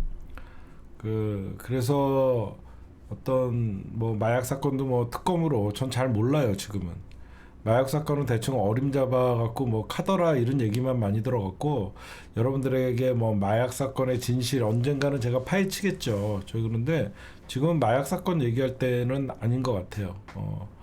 당연히 여러분들이나 나나 알고 있는데 용산이나 어떤 민주당의 어떤 중앙지검장이 앞으로 나올 테고, 어떤 공소청장이 나올 테고, 공수처장이 나올 테고, 그러면 그 사람들이 그냥 넘어가지는 않겠죠, 여러분들. 그렇죠? 그러니까 여러분들도 좀 우선순위가 있으니까 일주일 안에 3특검이 발의가 된 것만 해도 여러분들 엄청난 속도지 않아요? 그렇죠? 엄청난 속도예요. 그치? 일주일 만에 3개의 특검이 동시에 실시가 되는 것만 해도 엄청난 속도고, 거기에 이제 추가적으로, 왜냐면 뭐 특검 여러분들 생각할 때 특검 한 10개 정도 하면 검찰 파견 검사가 사실 검찰청 비우고 다 나와야 돼요, 지금. 물론 검찰이 이제 해체되니까 좀 우선순위가 있으니까 여러분들도 좀 다 생각하고 저도 알고 여러분들이 아는데 그냥 넘어가지는 않겠죠. 그렇게 좀 보시면 될 것 같습니다. 그 다음에 아까 빵진숙 얘기도랑 인권위원장 얘기는, 빵진숙이는 제가 어제 쟤는 어떻게 날리는지를 알려드렸는데 어떤 분이 또 뭐 빵진숙이는 임기를 채울 것입니다 잘 모르시는데, 민주당의 빵진숙이 같은 애들은 방송통신위원회랑 어떤 행정부 조직법을 바꿔갖고 방통위 자체를 통합해버리면 방통위원장 자리가 날아가기 때문에 빵진숙이는 그냥 그렇게 처리하려고 하시는 것 같고, 그 다음에 인권위원장 같은 경우에는 감사원에서 인권위 감사를 한대요. 이제 대통령이 임명하는 감사원장이나 이쪽에 될 거 아닙니까? 감사를 추가로 윤석열 방어권을 권고했던 인권위를 감사원에서 조지면 거기서 불법이나 그런 행위들이 나오면 얼마든지 날릴 수 있으니까, 여러분들이 지금 여기저기 뿌리 박혀 있는 윤석열의 그 씨들은 다 빼낼 수 있고, 그리고 국회에서 입법으로 차관급 이상의 기관장들은 정부가 바뀌면 일괄적으로 사표를 쓰셔야 한다, 뭐 이런 식으로 얼마든지 민주당에서 입법사항으로 바꿀 수 있는 문제니까 여러분들 이렇게 너무 걱정 안 하시고, 스트레스 받아서 그러시죠? 아마 여러분들 그렇게 스트레스 받아서 그러시는 것 같습니다. 그 다음에 정당 예산 얘기 좀 할게요. 제가 어제도 잠깐 말씀드렸는데 이 정당 예산 문제는 좀 신중해야 돼요. 잘못하면 이게 정당 예산이 내년 지방선거를 앞두고 저쪽 괜히 지지층 결집에 효과가 있을 수 있고, 제가 보면요, 현재 이 상태로 쭉 흘러가면요, 국힘당은 자동으로 정당 해산되고 분당되고 난리가 날 거예요. 근데 민주당이 정당 해산을 한다라고 지금 해버리면 굳이 국힘당이 분열을 겪다가 뭉치는 경우가 있고, 사실 내란 특검만 제대로 해도 저쪽은 정당 해산에 버금가는 국회의원들 날아갈 겁니다. 여러분들 그런 생각 안 해요? 국힘당이 내란 사건에서 자유로울 수 없다라는 건 여러분들 알잖아요. 특검이 제대로 수사를 하면 추경호 외에 나경원, 그 다음에 성일종 이런 사람들뿐만 아니라 국힘당의 수많은 의원들이 내란 사건에 개입이 돼 있어요. 내란 사건을 차분히 들여다보다 보면 국힘당은 대한민국의 공당으로서의 자격이 없다라는 건 실체가 드러날 것이고, 저는 내란 사건으로 국힘당을 정당 해산한다는 것은 반대예요. 안 돼요. 제가 비법률가지만 내란 사건으로 국힘당을 정당 해산할 수는 없어요. 그때 한동훈과 내란 사건에 있어서 국회에서 투표했던 국힘당 의원들이 있기 때문에 이거는 안 돼요. 나머지 개별 행동이다라고 하면 헌재에서 각하될 가능성이 굉장히 커요. 제가 저번에도 말씀드렸잖아요. 그때 민주당이 한동훈이를 국회로 들어오게끔 한 거는 굉장히 실수다. 그렇잖아? 그 당시에 한동훈이가 비대위원장인데 내란 계엄령 해제 때 당대표가 계엄 해제를 찬성하고 있었고, 그때 의원들도 계엄 해제에 찬성한 의원들이 한 10여 명 됐었고, 그렇기 때문에 모두의 정당 자체에 책임을 묻기는 힘들거든요. 그럼 뭘로 해야 되냐? 딴 거 아니에요. 후보 교체로 하면 날릴 수 있어요. 여러분들 밖에서 요즘 홍준표가 계속 떠들죠. 국힘당 정당 해산 절차 들어갈 거다. 이거 홍준표가 계속 민주당한테 사인을 주는 겁니다. 홍준표도 여러분들 알다시피 검사 출신이죠. 국힘당 해산 들어갈라 그러면 후보 교체 직무 강요죄로 해라 계속 떠드는 거예요. 홍준표는 다시 정치를 해야 되는데 홍준표가 다시 국힘당 들어갈 일은 없잖아요. 떠난다고 얘기했으니까. 홍준표가 밖에서 계속 그러잖아. 니들 좀 있으면 정당 해산 절차 들어갈 거다 라고 하면서 민주당한테 계속 시그널을 주는 거예요. 왜? 저 정당이 해체돼야지 홍준표한테 기회가 오거든요. 그래서 계속 이번에는 검사 출신의 홍준표가 죄명까지 얘기해줘요. 후보 교체는 직무 강요죄다. 이걸로 너희들은 정당 해산 절차 들어간다. 계속 밖에서 훈수 드는 거예요. 근데 이거는 홍준표를 위해서 민주당이 굳이 만약에 정당 해산에 들어가려 그러면 내년 지방선거 끝나고 선거가 없을 때 정당 해산 들어가면 지방선거 아마 국힘당 대패할 거예요. 그러면 더 이상 국힘당 어떤 간판 달고 못 다니겠다라고 하면 자연스럽게 TK 정당과 수도권 정당으로 나눠질 수밖에 없거든요. 그래서 민주당이 야당 탄압이라는 물론 역풍적 그런 건 생각하지 않지만 경제에 올인해야 되고 외교와 안보에 올인해야 되는 입장에서는 일단은 내란 특검, 김건희 특검, 그 김건희 특검에는 명태균 특검까지 포함되어 있고 거기에는 또 국힘당의 어떤 의원들도 많이 지금 연관이 돼 있잖아요. 명태균 특검에. 저는 특검만 밝혀도 국힘당 한 의석 한 10석에서 20석은 날아간다고 생각하거든요.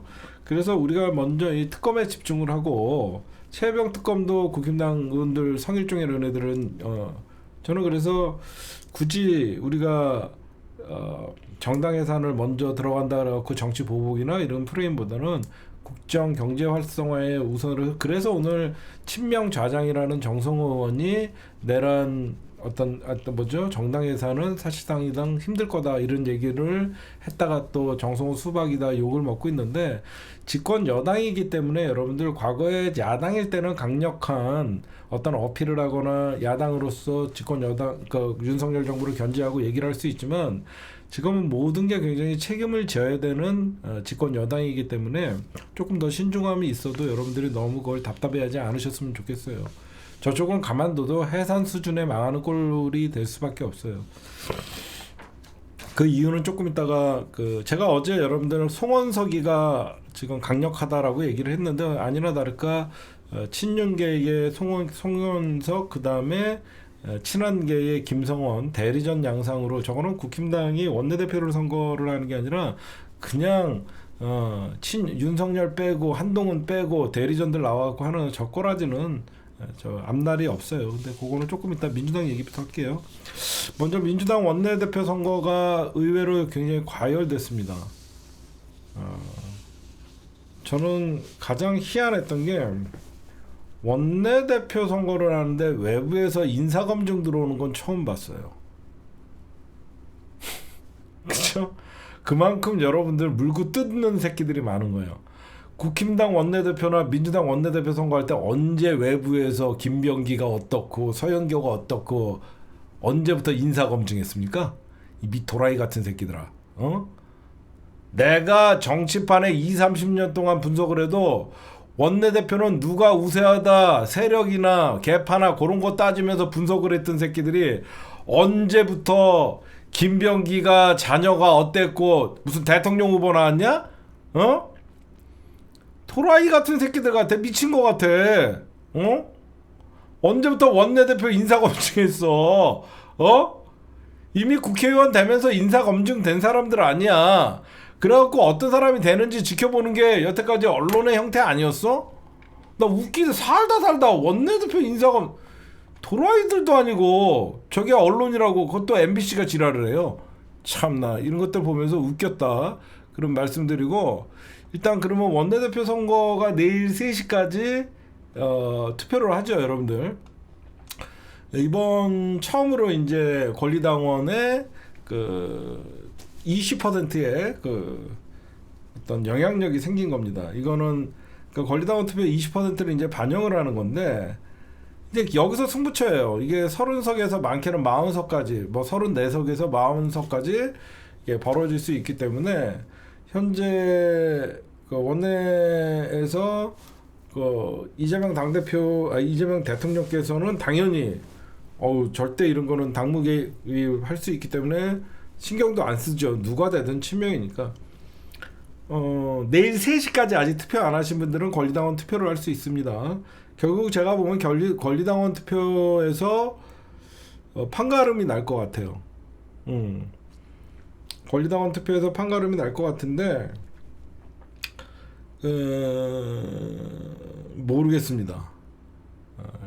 솔직히 저는 누굴 찍었어요. 저도 찍었지만 용산의 의중도 대충 알겠어요. 근데 이런 거는 끼는 게 아니에요. 처음에는 누가 돼도 좋다라고 가고, 이거는 둘 다 찐명이기 때문에 과거같이 수박들과 대결할 것 같은, 그렇잖아요. 과거에는 수박들이 끼기 때문에 반드시 우리가 원내대표는 누가 돼야 된다 그런 목소리를 냈었고, 그런 원내대표 선거에 당원들도 참여해달라고 우리가 목소리를 냈던 건데, 지금 어떻게 되냐면요, 오늘 여러분들 13일 됐죠. 내일 권리당원 투표가 내일 오후 3시까지, 국회의원 선거는 2시, 본관에서 2시에 합니다. 그래서 의원들 표 플러스 권리당원 표가 합쳐져서 내일 최초로 권리당원들에 의해서 선출되는 민주당이 최초 원내대표가 되는 거예요. 그러니까 의원들 투표 80, 권리당원 투표 20 플러스 해갖고 되는 겁니다. 임기는 1년입니다. 임기는 1년이고, 하여튼 뭐 이미 그 생각보다 치열했어. 그렇잖아요? 생각보다 원내대표 선거가 되게 치열하게 지금 벌어지고 있는데, 이 치열함에 제가 뭐라고 낄 수는 없습니다. 이제 당대표 얘기 좀 할게요. 당대표 그러니까 원내대표 오늘 권난동과 박찬대 의원님이 두 분 다 고별사를 했습니다. 권난동은 개소리 작작하면서 사실상 당 다 말아 처먹어 놓고 자기는 윤석열에게 아부한 적이 없다. 그래 놓고 한동훈 맹비난하면서 나갔죠. 똑같은 새끼들이네, 한동훈이나. 그렇죠? 심야 대선 후보 파동에 대해서는 언급도 안 하고, 그리고 한동훈이한테는 왜 마지막까지 맹비난을 했냐면 친윤 청산해야 된다라고 하니까 맹비난을 했고, 저쪽은 원내대표 사퇴를 하면서도 저런 개소리를 했습니다. 민주당은 박찬대 원내대표가 고별사를 했어요. 고난과 영광의 대장정이었다. 굉장히 힘든 시기에 원내대표를 맡아갖고 대선을 잘 이끌고, 누가 봐도 대선을 승리했기 때문에 영광을, 굉장히 해피엔딩이죠. 박찬대 원내대표는 해피엔딩. 그 다음에 권선동은 이제 최악의 구렁텅이로 가는 건데, 누가 봐도 이제 더불어민주당의 이제 전당대회는 예정대로 하면 8월인데 좀 앞당긴다고 얘기해요. 이번 여러분들 그거 아셔야 됩니다. 민주당 당대표는 원래는 임기가 2년이에요. 근데 이번에는 이재명 당대표가 대통령이 됨으로써 거리가 돼서 1년짜리 당대표예요. 무슨 말씀인지 아시겠죠? 1년짜리 당대표가 되는 거예요. 임기가 1년이에요. 이번에 뽑는 당대표는 제가 알기로는 늦어도 8월 초 7월 달 다음 달에 전당대회가 열릴 것 같아요. 1년짜리입니다. 그 원래는 2년인데 그 이재명 대표님이 대통령이 됨으로써 그 이재명 대통령 임기를 이어받아서 하는 거예요. 이어받아서 보궐 개념이에요. 그러면 지금 여러분들은 이것도 참 머리가 아플 겁니다. 박찬대 대 정청래. 저는 2파전이라고 생각해요. 뭐 나온다는 분들이 있겠죠. 민주당은 전통적으로 6명 이상이 나오면 중앙위에서 예비 당원들이 참여해서 컷오프를 했었어요. 아마 저는 이 컷오프 없이 전부 본선에 진출할 것 같은데 얼굴을 알리려고 당대표 도전하는 뭐 초선이나 재선 한두 명은 있을 것 같습니다. 그치? 좀 자기 얼굴을 알리려고 당대표 도전하는 재선이나 초선 정도는 나올 것 같은데 박찬대 대 정청래. 근데 정청래 의원님은 예전부터 당대표를 하고 싶어 하셨어요. 그렇고 제가 여러분들은 못 느꼈겠지만 정청래 의원이 골목골목 선대위원장 할 때 호남을 선택했죠. 저는 이때 정청래 의원님이 당대표 이번에는 꼭 하려고 하는구나. 왜냐면 민주당의 권리당원의 비율이 호남이 제일 많거든. 그치? 민주당의 권리당원이 가장 많은 데가 호남이거든. 그래서 이제 정청래 의원님이 호남에서 이번에 대선 선거운동을 하면서 사실상 밭갈이를 잘 하지 않았나라고 생각해서 지금 박찬대도 이재명 대통령과 콤비가 좋고 정청래 의원도 처음에 어떤 당의 기강을 잡고 그래서 뭐 1년짜리라서 그쵸? 1년짜리라서 좀 아쉽기는 합니다. 1년 하면 또 한 번 나올 수도 있지 않을까요? 그래요? 조은석, 민중기, 이명현 내 예상이 조금 빗나갔네. 민중기도 훌륭한 사람이라고 아까 얘기했잖아. 요렇게 갔네. 요렇게 갔네. 그치? 네. 이재명 대통령이 조은석을 여러분들 엄청나게 해요. 제가 민중기도 훌륭한 사람이라 그랬잖아 아까. 근데 김건희 쪽에 윤석열과 너무 잘하는 게 심재철이고 조은석, 민중기 원래 이게 16일까지 임명을 하면 되는데 빨리 할 것 같았어요. 조은석이 핵심이에요. 조은석이 여러분들 핵심이라고 했잖아요. 제가 다 뒤진 거예요 저것들.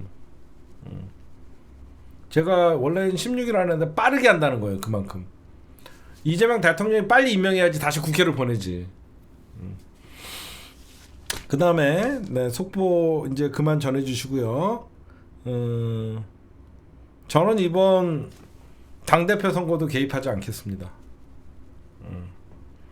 저는 이번 당대표 선거도 개입하지 않겠습니다. 난처해. 둘 다 잘 알아서 난처해. 왜 그러면 정청래 의원은 하도 민주당에서 그동안 수박들에게 고통당하고 정청래 가볍니 뭐니 근데 정청래는 맡겨놓으면 잘한다는 것을 법사위원장으로 잘 말해줬어요. 그쵸? 정청래는 맡겨놓으면 잘한다는 것을 법사위원장 하면서 증명을 했기 때문에 박찬대는 누가 봐도 이재명 대통령과 당정 관계에 있어서 더 원활할 것 같은 사람이기도 하고 그래서 3선의 박찬대냐 4선의 정청래냐 저는 둘 다 잘해서 저는 개입하지 않겠습니다. 법사위원장은 다음에 누가 하냐고? 법무부 장관 김용민 소리가 있기도 하고 법사위원장 뭐 잘 하시겠죠.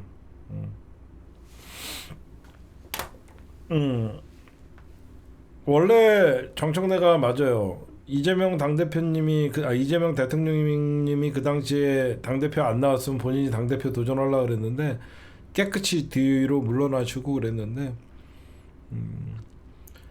그래 뭐 정상적으로 하면 한 3선은 원내대표 정도가 어울리고 4선이 한 당대표 정도 급인데 근데 둘 다 워낙 그 콜라보가 좋아서 전 당대표 선거도 저는 개입하지 않겠습니다. 개입하지 않겠습니다. 저는 최고위원 이제 후보 출마자들 중에서 또 걸을 수 있는 사람이 있나라고 하면 최고위원이나 저희가 좀 봅시다. 최고위원이나 좀 봅시다. 정청래 까는 놈들은 저거예요. 예전 열민당 사과충들이랑 돈탐사충들, 돈탐사충들, 사과충들이 예전에 최고위원 아무 필요 없다라고 수석 최고위원 아무 필요 없다고 떠들던 놈들입니다. 어쨌든 한 명은 원내대표 하면서 정말 잘했고 한 명은 법사위원장 하면서 실력 발휘 제대로 해줬고 그래서 흠잡을 데 없는 두 분이다라고 말씀을 드리고 싶습니다. 그때 가봐야 되겠죠. 저는 진짜 내가 아무리 개인적으로 정청래 의원님이랑 형동생 하는 사이라 그래도 정청래 의원님 저는 이번에는 알아서 하실 거라고 생각합니다. 박찬대를 제가 응원하거나 정청래를 응원하거나 그러진 않을 거예요. 괴로워요. 괴로워요.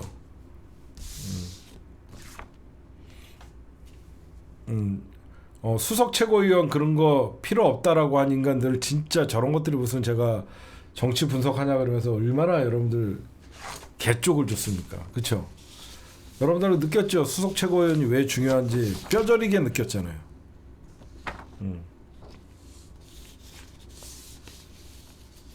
그 다음에 저것 좀 말씀드릴게요. 이제 민주당에서 이제 조금 이제 잘 방어를 해야 되는 시간이 오고 있죠. 인사청문회의 시간들이 돌아오고 있는데 가장 먼저 이재명 정부의 인사청문회 1호는 국정원장 이종석 후보자가 19일 날 이분은 저랑 둘이 방송도 해보고 그러는데 참 인품이 좋으신 분이에요. 참 그러니까 노무현 대통령 때 국가안전보장 NSC 상임위원장을 지낸 대북 안보 전문가고 통일부 장관도 노무현 대통령 때 했었고 이분이 그 당시에 50대였는데 70대가 되셨네요. 제일 먼저 이종석 그 장관이 국정원장 후보자. 국정원도 지금 빨리 바꿔야 됩니다. 저 조태열 누구죠? 조태열 맞나요? 조태열이 맞나? 국정원장이 그 조 뭐죠? 이 새끼들 지금 내란 사건에 연결돼 있잖아요. 그렇죠?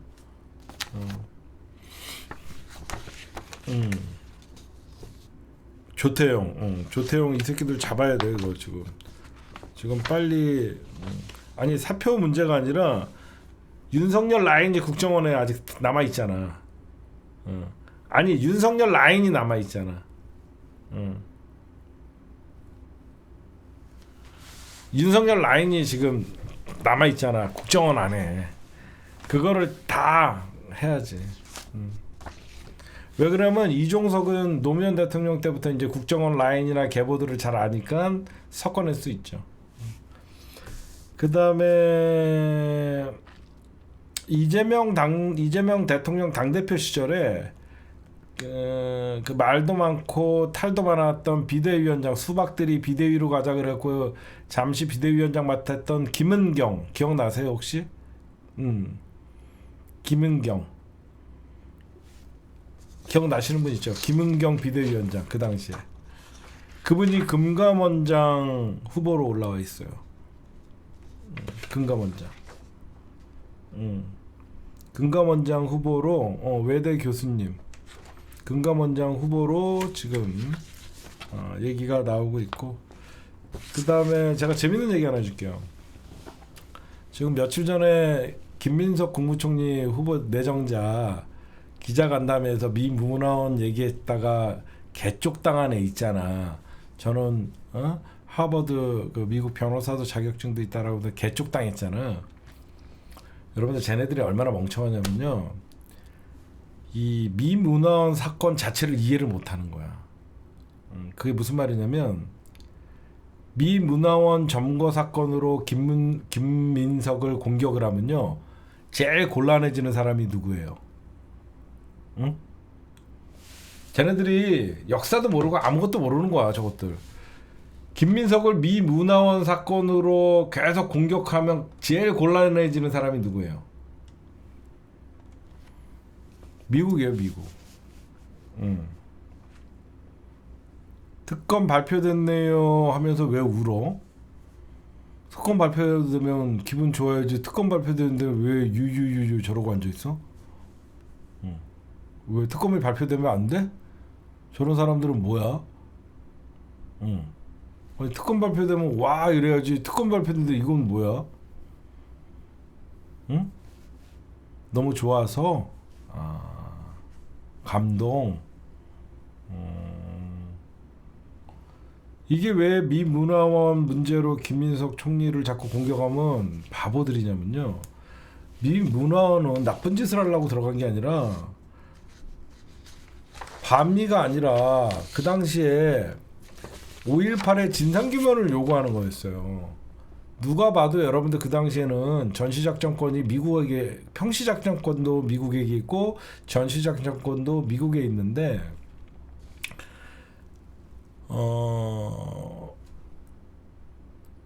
24단 평택에 있었나? 24단을 어떻게 광주로 이동시켰냐. 평시래도 사단 병력을 광주로 이동시키려면 미국의 허락이 없으면 안 되거든요. 그러니까 미국이 묵인하에, 미국의 개입하에 5.18이 일어났다가 정설이에요. 이건 계속 저것들이 미문화원 점거 사건 이런 얘기를 하면요, 미국이 다 곤란스러운 거예요. 미국이 5.18의 진실에 대해서 입을 다물었잖아요. 1980년대에 미문화원 점거 사건이 거의 3번 일어났어요.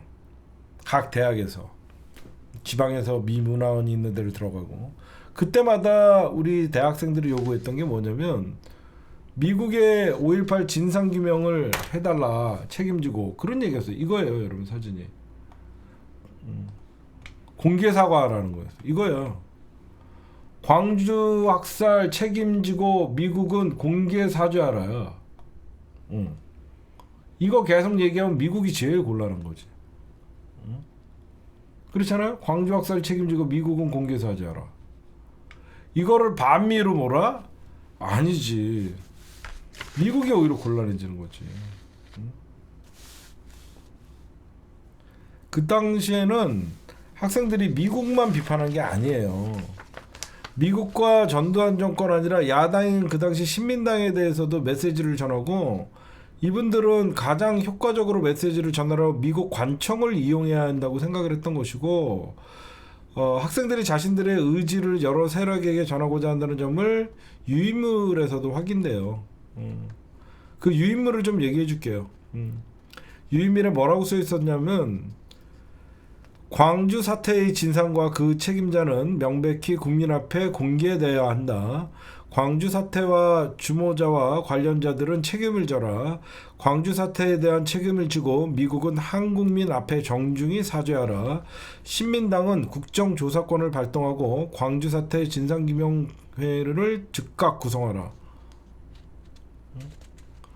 근데 김문수나 권난동은 미문화원 점거를 반미 사건으로 한정으로 하려고 하지만 이 사건의 본질은 미국이 아니라 5.18이에요.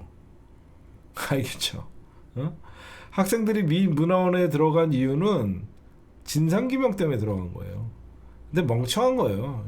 그러니까 권산동이나 김문수는 얼마나, 이게 여러분들 사실 그런 얘기도 해줄게요. 저 새끼들이 왜 여러분들 5.18을 북한군 개입설을 퍼뜨렸는지 아세요?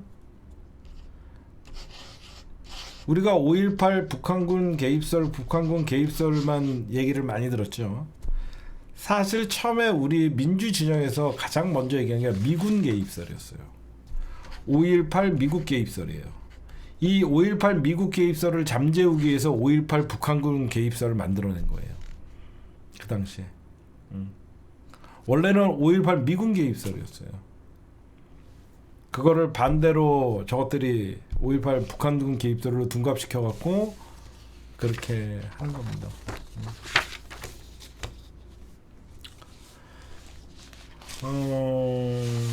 지금 김민석 물어뜯으려고 뭐 여기저기 정치시간법 위반해갖고 옛날에 벌금 나온 게 있거든요. 그거 갖고 할 거예요. 근데 민주당 저는 인간 같지도 않는 것들 방통위원장뿐만 아니라 인간 같지도 않은 것들 인사청문회 다 통과하는데 민주당 쫄지 마세요. 어차피 150석 이상 민주당 단독으로 다 통과시킬 수 있고 뭐 민주당은 뭐 무슨 뭐 성직자 찾냐? 야 국무총리 일만 잘하면 돼. 우리도 뻔뻔해져. 나는 그거야. 무슨 털어서 먼지 안 나는 사람 찾는 무슨 국무총리냐? 그러니까 한덕수 같은 평생 말뚝 총리나 그런 새끼 저는 아무것도 모릅니다. 저는 내라라는 관계가 없어요. 그런 등신 같은 새끼들 하지. 야 총리는 총리의 일 잘하면 되고요. 각 부처의 장관들은 그 장관의 전문성이 있으면 돼요. 우리도 뻔뻔하게 무슨 성직자 뽑아요? 예수 뽑으면 예수 대회야? 민주당이 인준도 할 수 있고 인사청문 보고서 다 채택할 수 있으니까 힘내라 민주당. 어디서 꼴 같지도 않은 새끼들이 인사검증을 해요. 말 같지도 않은 새끼.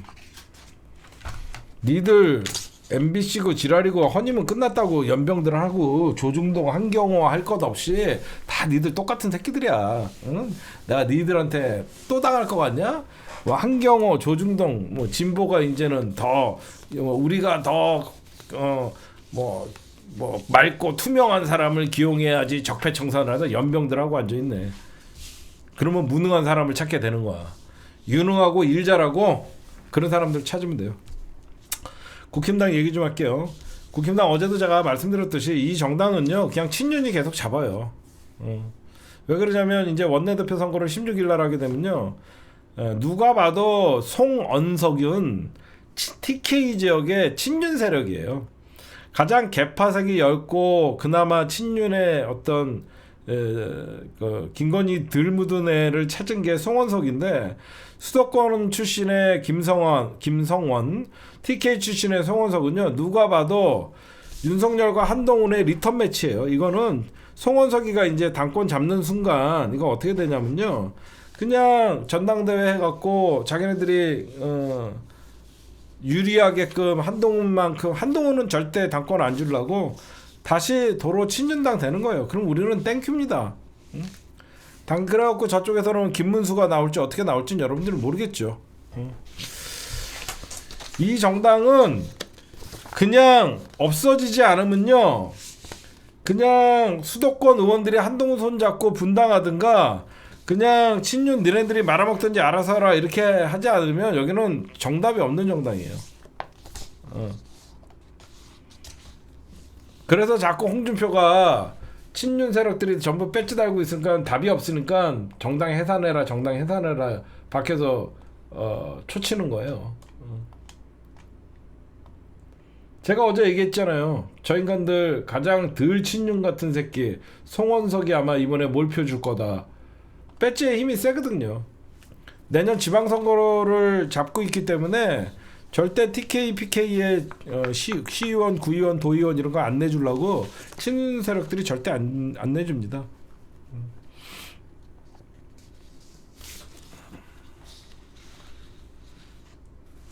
그 다음에 요거 마지막으로 요 얘기만 할게요. 저는 이재명 정부에서 꼭 이걸 해냈으면 좋겠는 게 뭐냐면 사법개혁.